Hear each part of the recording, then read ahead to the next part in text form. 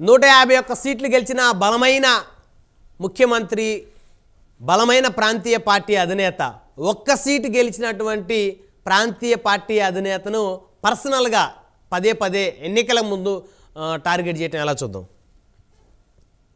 ముందుగా రమణాయుడు గారు, మీకు, నాగేంద్ర గారికి, ప్రేక్షకులకు అందరికీ నమస్కారం అండి.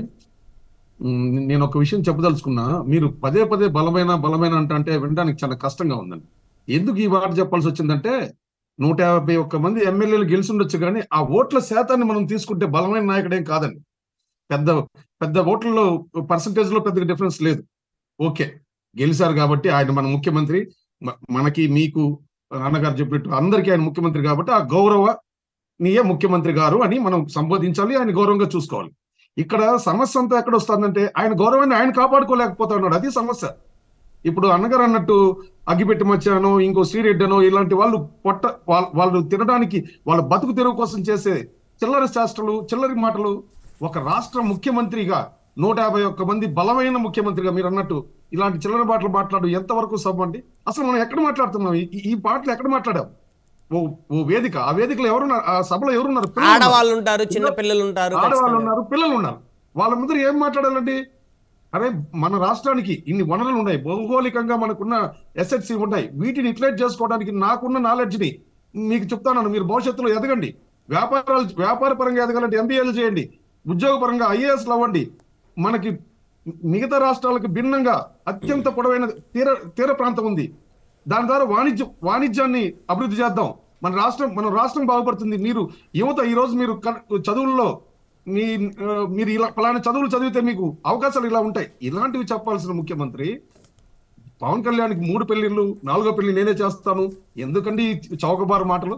పవన్ కళ్యాణ్కి 3 పెళ్లిళ్ళు అనే విషయం ఎవరికి దానివల్ల సమాజానికి కానీ రాజ్యాంగానికి కానీ వచ్చిన నష్టం లేదు.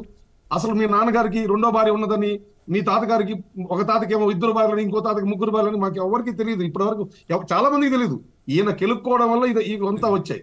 అంటే మనకు కావాల్సిన, మన అభివృద్ధికి కావాల్సిన విషయాలను పక్కన పెట్టి వ్యక్తిగత జీవితాలకు పోయి ఇవన్నీ నేర్చుకొని మనం నోట్బుక్ లో రాసుకుని పిల్లలకు చెప్పుకునే స్థాయికి దిగజారిపోతే ఎందుకండి? మీరు ఇన్నాళ్ళు మీకు అధికారం ఇచ్చిన తర్వాత ప్రజలకు ఏం చేశారు? ఏ విధంగా రాష్ట్రానికి ఏం బాగు చేశారు? పక్క రాష్ట్రం చెప్పుకున్నట్టు ఎంత ఆస్తులు కూడబెట్టారు, ఎంత అవినీతిని నిరోధించారు? ఇవి చెప్పాలి. అవి చెప్పడానికి ఏం లేదు. ఎందుకంటే అన్నిట్లో మాఫియాలే. ప్రతి ల్యాండ్ మాఫియా, అన్నిట్లో మాఫియానే. వాటికి మాఫియా అనే పేరు పెద్దాన్ని తగిలించాల్సిన దౌర్భాగ్యపు పరిపాలన ఇచ్చిన మీరు, ప్రతిపక్ష నాయకులు తప్పులు చేస్తే వాళ్ళు ఈ విధంగా వాళ్ళు సిద్ధాంతపరంగా పోరాటం చేయడం లేదు, నేను పద్ధతిగా రాజకీయం చేస్తున్నానని చెప్పుకోవాలి తప్ప చెప్పుకోవడానికి ఏం లేనప్పుడు వ్యక్తిగత జీవితం ఆయన ఏమన్నా ఒక భార్యకి విడాకులు ఇవ్వకుండా ఇంకో భార్యను చేసుకుంటే చట్టపరంగా తప్పు, ఆయన గురించి మాట్లాడచ్చు, అందులో తప్పు లేదు. ఆ విధంగా చూస్తే 30 కేసులు 40 కేసులు పెట్టుకున్న మీరు కోర్టుకు వెళ్ళలేదు. బాధ్యత లేని ముఖ్యమంత్రి, చట్టం పైన గౌరవం లేని ముఖ్యమంత్రి అంటాను నేను. దానికి సమాధానం చెప్పగలరా?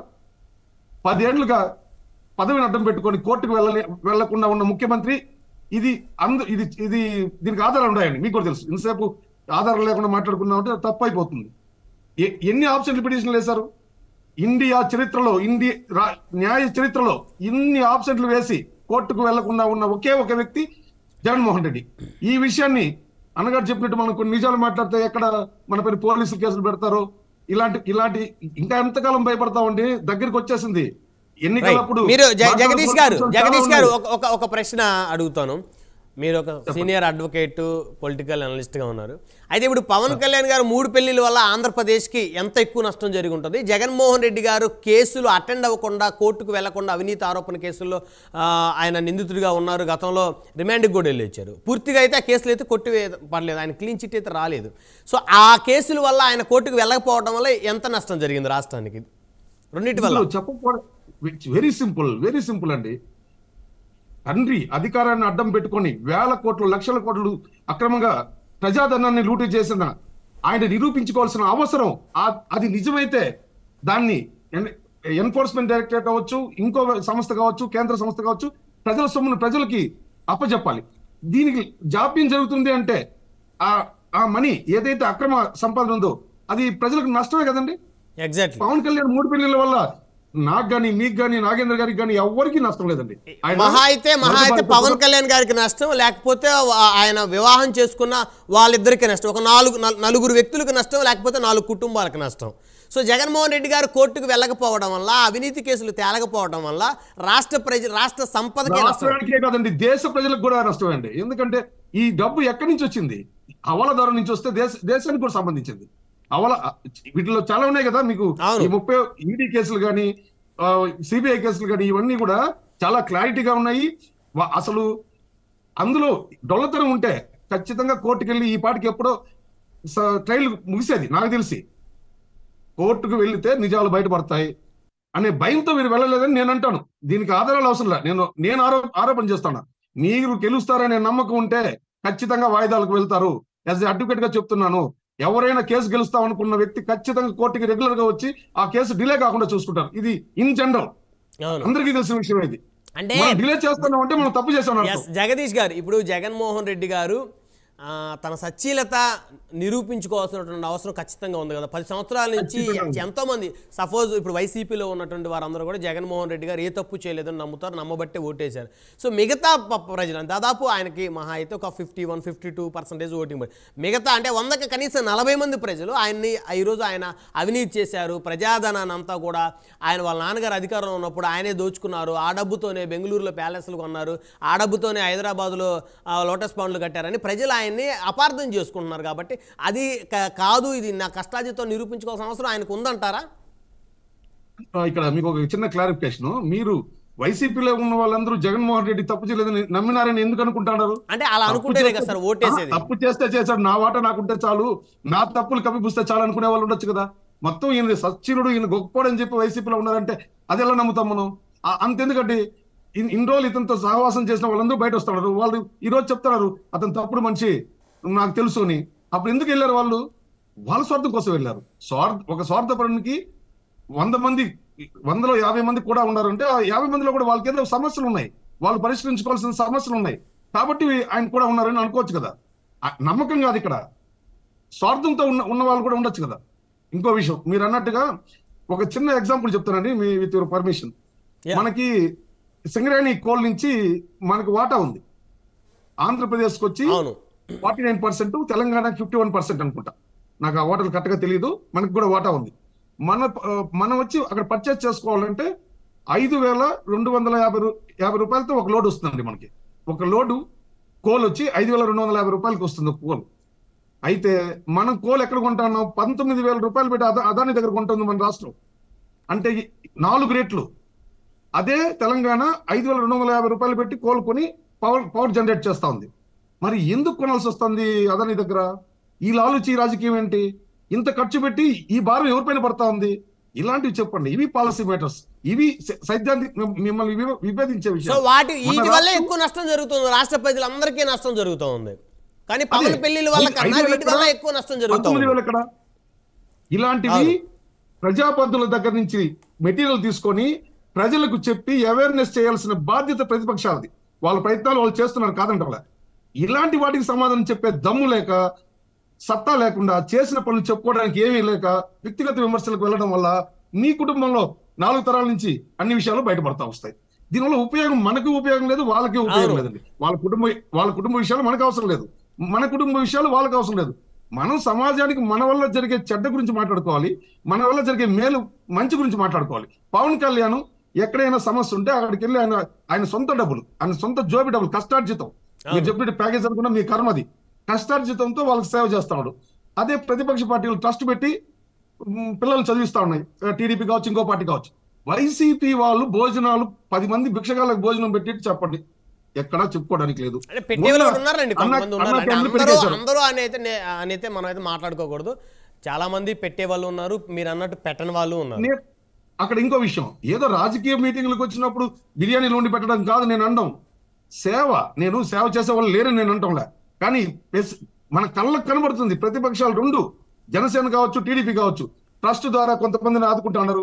ఏదైనా విపత్తులు వస్తే టీడీపీ తరఫున కాంట్రిబ్యూషన్ ఉంది. టీడీపీ పార్టీలో ఉన్న బాలకృష్ణ గారు ఒక క్యాన్సర్ ఇన్స్టిట్యూట్ నడుపుతున్నారు. ఆ విధంగా మీరు ఏదన్నా ఒక్కటి చెప్పండి మీరు. మీరు సేవ చేయండి, ప్రజలకు సేవ చేయండి, మీరు చేసిన మేలు చెప్పుకోండి, మీకున్న ఐక్యూతో రాష్ట్ర అభివృద్ధి కోసం మీరు చేసిన ప్రణాళికలు చెప్పండి. అవును. నేను ఈ రోజు ఈ చెట్టు నాడతాను, ఈ చెట్టు వల్ల వచ్చే ఫలితాలు రేపు మీరు అనుభవిస్తారని చెప్పి ఈ రోజు ఈ ఇండస్ట్రీ తెచ్చాను.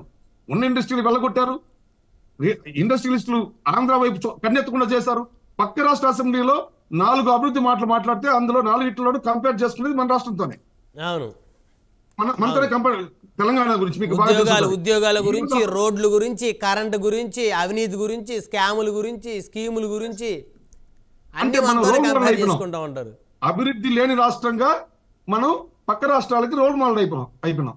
సో వాటి మీద జరగాల చర్చలు. మనం పక్క రాష్ట్రం కన్నా ఎక్కడ వెనకబడి ఉన్నాం, ఎలా ముందుకు భవిష్యత్తులో ఎలా పోతున్నాం అనే దాని మీద ముఖ్యమంత్రి గారు ప్రజలకు వివరిస్తే ప్రజలకు ధైర్యం ఉంటుంది. ఓకే, వచ్చే కమింగ్ 5 years అయినా మనకి ఉద్యోగాలు వస్తాయి, మనకి దారిద్ర్యం పోతుంది, అభివృద్ధి జరుగుతుంది, రోడ్లు వస్తాయి, ఇవన్నీ కూడా. అంటే ఆయన ఒక భరోసా ఇవ్వాల్సిన వ్యక్తి. ఇట్లా ప్రతిపక్ష నేతలు అవినీతి చేస్తే మాట్లాడొచ్చు, తప్పలేదు. ఇప్పుడు చంద్రబాబు నాయుడు గారు స్కిల్ డెవలప్మెంట్ కేసులో ఈ మధ్య చిక్కుకున్నారు. సో ఆయన రిమాండ్కి వెళ్ళి వచ్చారు. ఆ కేసు గురించి అడ్వకేట్గా మీకు ఐడియా ఉంటుంది కాబట్టి ఆయన తప్పు చేస్తేనే వెళ్ళాడు, లేకపోతే ఈ ఆధారాలు ఉన్నాయని ముఖ్యమంత్రి గారు చెప్పొచ్చు.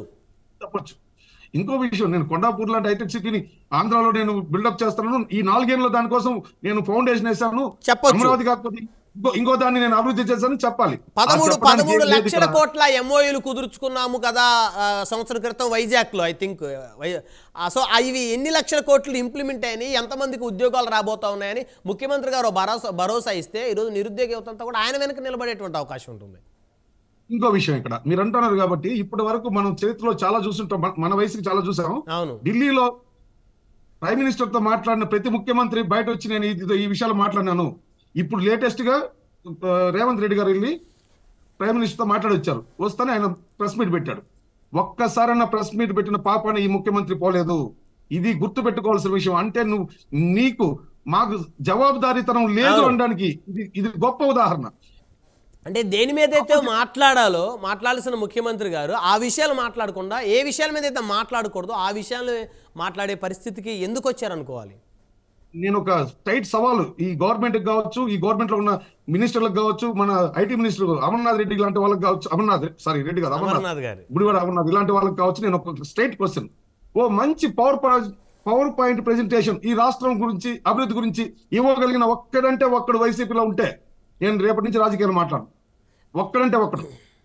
రాష్ట్ర అభివృద్ధి, రాష్ట్రంకున్న వనరులు, ఇప్పటి వరకు యూటిలైజ్ చేసుకున్న విషయాలు, ఇప్పటి వరకు సృష్టించిన ఆస్తులు, ఇప్పటి వరకు మీ వల్ల బాగుపడిన జీవితాలు, దీనిపైన పవర్ పాయింట్ ప్రెజెంటేషన్ శ్వేతపత్రం ఈ రాష్ట్ర ప్రభుత్వం